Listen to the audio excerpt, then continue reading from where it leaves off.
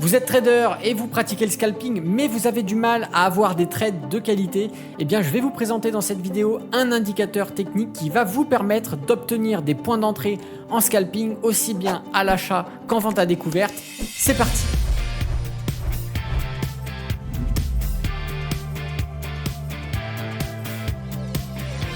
Bonjour à tous, c'est Alexandre, le trader indépendant et bienvenue dans cette vidéo. Avant d'aller plus loin, n'oubliez pas de mettre un petit pouce, de vous abonner à la chaîne et d'activer la cloche, c'est hyper important. Allez, dans cette vidéo, je vous présente tout de suite un indicateur technique et je vous propose de passer sur mes graphiques. Donc nous sommes sur le Nasdaq, mais on peut en réalité utiliser cet indicateur, que ce soit sur le Forex, que ce soit sur les crypto-monnaies ou d'autres indices, même sur des actions. Ça fonctionne, j'ai testé ça pour vous, il n'y a pas de problème. Là, on est sur le Nasdaq, c'est un indice que j'aime bien. Donc je vous propose pour ce faire d'aller ajouter un indicateur technique et on va ajouter du coup le Scalping Swing Trading Tool et c'est par voilà, celui-là. Voilà, on sélectionne bien celui-là de Just Angle et on l'ajoute. Et ça va vous rajouter, vous allez voir beaucoup d'éléments sur votre graphique et je vais vous proposer de modifier juste la couleur de l'un d'entre eux, qui est la moyenne mobile slow, et on va tout simplement la passer en blanc. Voilà, simplement ici, ce sera plus facile de lecture. Alors je vais vous expliquer le principe et vous allez comprendre comment ça fonctionne. Alors, on va comprendre ici que l'indicateur il est fait de plusieurs éléments, de plusieurs moyennes mobiles en réalité. Cette première moyenne mobile que je vous entoure ici, c'est la moyenne mobile lente, d'accord? C'est celle qui va servir de moyenne mobile de fond. Et bien évidemment, je vous expliquerai, mais ça nous permettra de savoir comment se positionner. On va avoir également une moyenne mobile moyenne, d'accord, ici qui est représentée par la moyenne mobile bleue. Et on va avoir une moyenne mobile rapide ici qui est positionnée, voilà, qui est plus proche de nos prix. Et c'est celle qui va vraiment finaliser le fait que oui ou non, on va plutôt favoriser des ventes ou des achats. Et on retrouvera ici ce qu'on appelle les moyennes mobiles en canal. C'est plusieurs moyennes mobiles qui forment ici en fait un tunnel de mouvement et c'est un des éléments qui va nous intéresser pour la prise de position, mais je vous expliquerai ça plus tard. Mais c'est quelque chose d'important bien évidemment, sinon on ne l'afficherait pas. Pour utiliser cet indicateur technique, on va déjà voir ensemble les différentes conditions d'entrée pour prendre une position, ou pour du moins se concentrer sur les positions à l'achat. Eh bien, il faut que notre moyenne mobile lente, donc la moyenne mobile blanche, se situe la plus en bas. Ensuite, au-dessus d'elle doit se trouver la moyenne mobile moyenne, qui est la moyenne mobile bleue. Et juste au-dessus, la moyenne mobile courte, qui est représentée par la moyenne mobile verte sur notre graphique. Et il faut avoir en dernier signe de validation le canal des moyennes mobiles qui soit haussier, donc c'est-à-dire de couleur bleue ou de la couleur que vous aurez prédéterminée dans vos paramètres. Et à partir de ce moment-là, quand on a ces quatre conditions, c'est-à-dire la moyenne mobile lente, la moyenne mobile moyenne et la moyenne mobile courte, et le canal de moyenne mobile haussier, et bien dans ce cas-là, on peut valider une prise de position à l'achat. On va regarder maintenant de conditions pour vendre. Eh bien, on va avoir la moyenne mobile lente qui va tout simplement se trouver sur les plus hauts. Juste en dessous va se trouver la moyenne mobile moyenne, d'accord, qui se trouve juste en dessous. Et en dessous, on retrouvera la moyenne mobile courte qui est représentée par la moyenne mobile verte. Et juste en dessous de la moyenne mobile courte, vous devez avoir le canal des moyennes mobiles ici qui est baissier, donc de couleur rouge également, bien baissier. Et bien dans ces cas-là, vous avez toutes les conditions qui sont réunies puisque vous avez la moyenne mobile longue, la moyenne mobile moyenne, la moyenne mobile courte et le canal de moyenne mobile ici qui est bien baissier. Donc l'ensemble de ces éléments nous permettent de prendre des positions à la vente et c'est ce qui va nous permettre de comprendre si oui ou non de donner de la pertinence aux signaux d'achat ou aux signaux de vente. Maintenant que vous savez quelles sont les conditions qui sont nécessaires pour savoir si on va se concentrer sur des trades à l'achat ou des trades en vente à découverte, et bien maintenant je vous propose de savoir quels sont les signaux qui vous seront donnés. Et bien sur cet indicateur technique, vous remarquerez que nous avons des signaux ici, voilà, qui sont verts avec un petit plus. Vous avez une bougie et en dessous vous avez plus avec écrit PVTLL. Donc là c'est notre signal d'achat. Et vous verrez qu'il y a ici des fois des HH PVT+, qui sont dessinés en rouge. Ça, c'est des signaux de vente. Donc, signaux d'achat, d'accord. Signaux de vente, ok. Mais attention, il ne suffit pas, parce qu'on a un signal d'achat ou un signal de vente qui apparaît, d'ouvrir notre trade à l'achat ou en vente à découverte.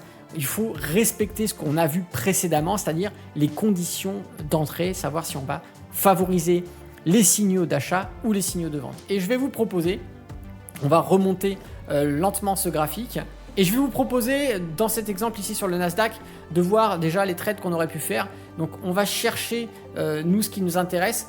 On le voit bien, moyenne mobile lente, moyenne mobile moyenne, moyenne mobile courte. Ici, on a ce qui s'appelle le canal des moyennes mobiles ou les moyennes mobiles en canal. Et c'est généralement dedans qu'on a des signaux, mais ce n'est pas obligatoire. Mais on préférera quand même avoir nos bougies qui se situent soit dedans ou en traversée, mais rarement. Genre avoir une bougie ici qui donne un signal alors que le canal est vraiment très éloigné, vous comprendrez qu'on ne prendra pas ce signal, on restera à l'écart. Il faut que nos bougies se situent quand même à proximité. Donc on va regarder un petit peu ici les signaux qui peuvent nous intéresser et on se rend compte qu'on a un signal de vente ici qui nous est donné et qui est assez propre. Pourquoi? Parce que nous avons la moyenne mobile lente qui se situe juste au-dessus. Nous avons ensuite juste au-dessus ici la moyenne mobile moyenne et on a la moyenne mobile courte juste en dessous. Alors elles sont très proches l'une de l'autre, mais elles ne sont voilà, quasiment presque superposées, mais pas vraiment. Donc ici le signal que l'on a est bon et vous verrez que on peut prendre un trade à la clôture et que sur ce trade là on a un mouvement qui va péter au plus bas. Voilà, hein, si on va le plus bas du plus bas, on a un mouvement de 190 points, mais ce n'est pas le but. Encore une fois, ici, vous êtes, c'est une stratégie de scalping et le but, c'est de prendre quelques points. Donc, encore une fois, le scalper, il a une stratégie bien déterminée avec un stop loss et un take profit prédéfini. Et généralement, on va chercher 5, 10, 15, allez, 20 points si vous êtes très gourmand sur un scalp et ça s'arrête là. Et on se rend compte que dans une stratégie de prise de scalp, par exemple avec des points déterminés, on va dire de 5 à 10 points, bah regardez, voilà, ici les 10 points on les fait largement. On les fait, il y a 190 points sur le mouvement, mais voilà, sur le trade, voilà, on clôture, on fait nos 10 points, c'est fait. D'accord? On va avoir plus haut un autre signal, mais là vous ne le prendrez pas parce qu'on se rend compte que nos moyennes mobiles moyennes, courtes, et le canal des moyennes mobiles se sont superposés, c'est n'importe quoi. Donc vous voyez que tout ce que l'on a ici, on ne le prend pas. On va avoir également ici d'autres signaux de vente, mais vous comprendrez que les moyennes mobiles sont complètement inversées. Nous avons notre canal de moyenne mobile qui est, au lieu d'être un canal baissier, est un canal haussier, hein, puisqu'il est bleu. Donc la pertinence des signaux, ici, on ne le prend pas. Bon, après, là, on est sur du hors cotation et comme vous voyez, de toute façon, c'est bien le bordel. Ici, les prises de position sont assez compliquées. On aurait à la limite ce trade-là qui serait possible puisque nous avons sur ce trade-là, nous avons bien, ici, nous avons notre moyenne lente, notre moyenne mobile est bien moyenne et notre moyenne mobile courte qui sont bien dans l'ordre prédéfini. On a bien ici notre canal neutre qui baisse. Cependant, au moment de ce signal donné par cette bougie, on a encore notre canal qui se situe au-dessus de notre moyenne mobile courte. C'est pas forcément l'idéal, même si vous voyez que l'inclinaison nous fait comprendre qu'on va avoir un mouvement, mais on serait resté à côté de ce signal parce qu'il n'est pas théoriquement bien scolaire. Voilà, c'est pas bien propre, donc on n'aurait pas pris le risque ici. Donc on revient sur l'horaire du Nasdaq. Sur la séance précédente et on va regarder un petit peu ce qu'il y a de bon à faire. Et donc vous le savez, ouverture du Nasdaq juste ici avec les horaires qui correspondent. Là on se rend compte qu'on a ici un retournement qui est en train de s'effectuer et donc dans tous les cas on ne peut pas prendre de position ici. Voilà, nos éléments ne sont pas bien configurés. Ça va être vraiment à partir d'ici, d'accord, de 15h52 ici, qu'on va avoir notre moyenne mobile lente, moyenne mobile moyenne et moyenne mobile courte qui vont être dans le bon ordre avec ici bien évidemment notre canal de moyenne mobile qui s'aligne bien. Sauf que vous voyez qu'ici on a une correction, donc on ne prend pas de position et donc on va patienter, d'accord.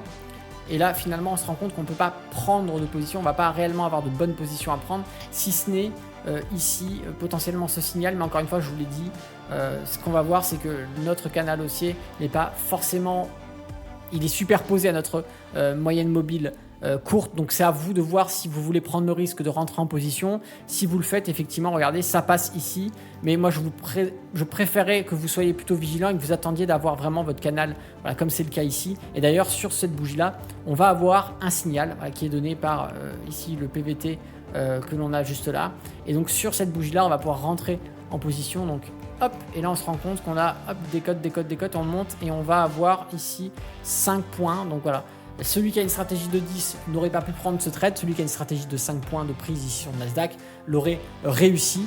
Encore une fois, le 100% de réussite n'existe pas, c'est pour ça qu'il faut toujours bien backtester vos stratégies. On voit ici par la suite que nous avons les prix qui repartent à la baisse, et là nous avons une nouvelle configuration qui nous intéresse puisque nous avons notre moyenne mobile longue, notre moyenne mobile moyenne, notre moyenne mobile courte qui sont positionnés dans le bon ordre pour que nous puissions prendre des ventes, et nous avons aussi notre canal de moyenne mobile ici qui se positionne bien, qui est rouge, qui est baissier, etc. Donc ça c'est l'idéal. Et on se rend compte qu'ici, nous avons un bon signal qui est donné sur cette bougie. Et donc, nous allons pouvoir rentrer en position sur ce signal ici. Okay, donc là, si nous prenons ce trade, eh bien, nous avons un mouvement qui s'ensuit de 78 points. Donc, celui qui a une stratégie de 5-10 points ici le réussit sans problème. On va continuer un petit peu sur les autres signaux. Donc là, on n'a que des signaux d'achat par la suite. Vous comprenez qu'on ne les prend pas. D'accord, on ne prend pas du tout ces signaux. Et au contraire, on va avoir ici un signal de vente qui est donné également, que l'on va pouvoir prendre, et ici on se rend compte qu'au plus bas on va chercher 13 points. Donc là encore, celui qui a une stratégie de 5 à 10 points de prise de scalp sur le Nasdaq par exemple ici réussit son trade avec succès. Alors là je suis plutôt mitigé sur ce signal puisque vous voyez il apparaît ici, donc c'est cette bougie. Alors on n'est pas trop éloigné, encore en vrai on n'est pas du tout trop éloigné de notre nuage, et surtout qu'on casse ici la moyenne mobile courte, donc on peut prendre ce signal sans trop de problématiques, même s'il est moins propre que le précédent par exemple. Et celui qui prend le signal donné par ici notre indicateur technique, on a un mouvement qui s'ensuit de 57 points. Donc ici vous voyez celui qui a une stratégie de 5-10 points, on sait qu'encore une fois il n'y a pas de problématique. On a un autre signal de vente qui est donné ici, mais vous voyez la bougie se trouve au-dessus de notre moyenne mobile courte. Donc moi je vous demanderai de rester à l'écart de ce genre de signal. Ici ça passait, vous voyez on est d'accord, ça passe, mais c'est pas souvent le cas, vous allez augmenter le risque d'avoir des faux signaux sur la position. On va continuer un petit peu, voir ce qu'il en est. Et après on se rend compte qu'effectivement ça devient un peu le bordel. On part sur nos moyennes mobiles en canal qui deviennent haussiers, même si on a des signaux de vente. Ici on ne prend plus de signaux de vente, voilà, d'accord. Donc là la prise de position elle est terminée pour maintenant. Et bien vous l'aurez compris, cet indicateur technique vous permet d'obtenir des points d'entrée aussi bien à l'achat qu'à la vente sur n'importe quel actif que vous allez décider de trader à partir du moment où vous allez pratiquer le scalping dessus. Donc attention, encore une fois, tous les indicateurs techniques ne sont pas infaillibles. Un indicateur technique n'est pas là pour vous donner des signaux 100% pertinents, c'est juste une aide à la prise de décision qui va vous apporter des éléments qui sera votre rôle en tant que trader de les prendre en compte et de savoir si oui ou non, en fonction de votre style de trading et de votre prise de risque, ça vaut le coup de prendre le trade ou pas. Quoi qu'il en soit, cet indicateur technique est assez pertinent et donne des points d'entrée intéressants. Donc si vous voulez pratiquer le scalping et que vous avez encore du mal à savoir à quel moment vous pouvez rentrer en position, ou si vous souhaitez rentrer en position en dehors que les prises de position classiques, support résistance avec des Ekanashi par exemple, eh bien l'indicateur technique que je vous ai présenté dans cette vidéo va vraiment être très intéressant si c'est votre cas. Et si vous souhaitez apprendre le trading, eh bien je vous invite à aller voir dans la description, vous pouvez rejoindre l'école Alex Trading, accéder à nos formations, je vous laisse aller voir tout ça, c'est juste sous la vidéo. Si cette vidéo vous a plu, n'oubliez pas de mettre un petit pouce. Si vous n'êtes pas abonné à la chaîne YouTube, eh bien abonnez-vous, activez la cloche et faites-moi savoir ce que vous pensez de cet indicateur technique. Est-ce que vous l'avez déjà utilisé ou est-ce que vous allez l'utiliser dans votre stratégie de scalping? C'était Alexandre, le trader indépendant, moi je vous dis à bientôt dans une prochaine vidéo. D'ici là, tradez bien sur les marchés financiers, ciao.